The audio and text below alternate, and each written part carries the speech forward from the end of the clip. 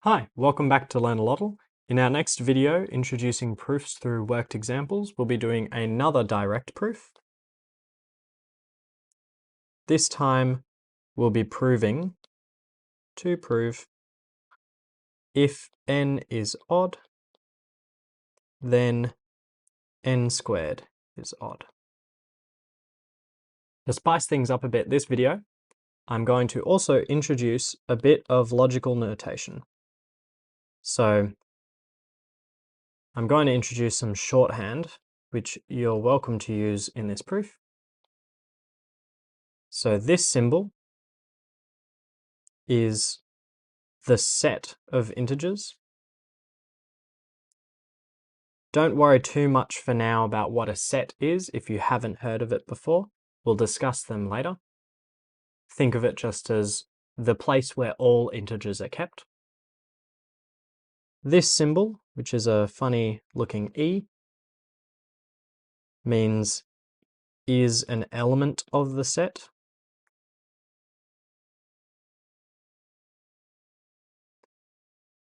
And these two combine in a certain way. If I write X, this symbol, and then this symbol, that is shorthand for X is an integer.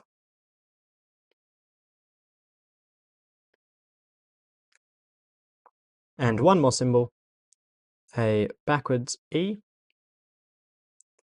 This is shorthand for there exists.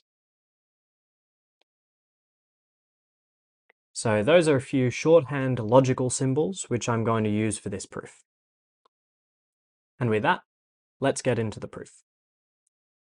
So we want to prove that if n is odd, then n squared is odd. And we're going to start again by assuming that if statement. We're going to assume that n is odd. We're allowed to do that. And here, remember from last video, we have to do a very important thing before we proceed. We have to ask ourselves, what does it mean for a number to be odd? So pause the video, have a think. How would I write in a mathematical way the meaning of a number being odd? Hopefully you've had a go at that. What I would write, so n is odd, that means there exists an integer m. So there we go, I'm really using all that shorthand I just showed you. So let's break it down. That just means there exists m, which is an integer, such that n is equal to 2m plus 1. It looks very similar to the meaning of a number being even, but by adding that plus 1 there, I ensure that this is most definitely an odd number. Okay, let's continue with the proof. So I've made my assumption, and I want to show that n squared is odd. So what I really want to show is I want to show there exists an integer L such that n squared is equal to 2L.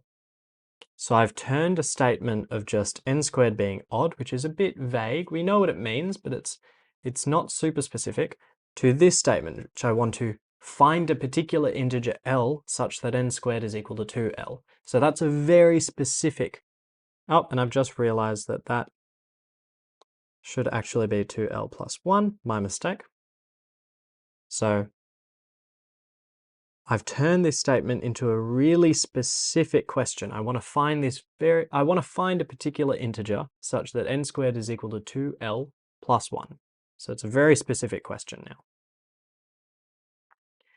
And the way I'm going to find this number is I'm going to construct it. So I'm going to just write things that I know are true and hopefully find L along the way. So I know that n squared is equal to 2m plus 1 squared. I know that that is true.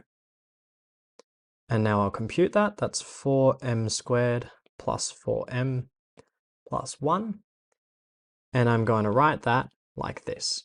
2 outside of 2m squared plus 2m plus 1. Note, I could have factored out a 4 here, but I intentionally chose not to because I'm aiming for this 2l plus 1 look. Now I note that 2m squared plus 2m is an integer. And this is because m is an integer. So if I let L equal 2m squared plus 2m, then L is an integer. So there you go. I've constructed L. I've found this L. So there exists an L such that n squared has that particular form.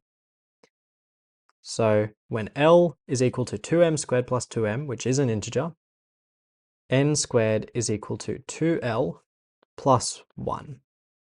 And that is the specific meaning of n squared being an odd number. So I know from that that n squared is odd. And our proof is complete. So there we had another practice at direct proof. Hopefully we can see from this what it means to prove something directly. Really, it's we simply state what we know and we write it in a very specific way such that we find out the thing has to be true just by virtue of how it's constructed. This part of the proof really shows us that n squared has to be odd simply by virtue of n being odd. So this statement is true in a very direct sense. So with that, I'll leave you to it, and I'll see you in the next video where we move on to another type of proof by contrapositive.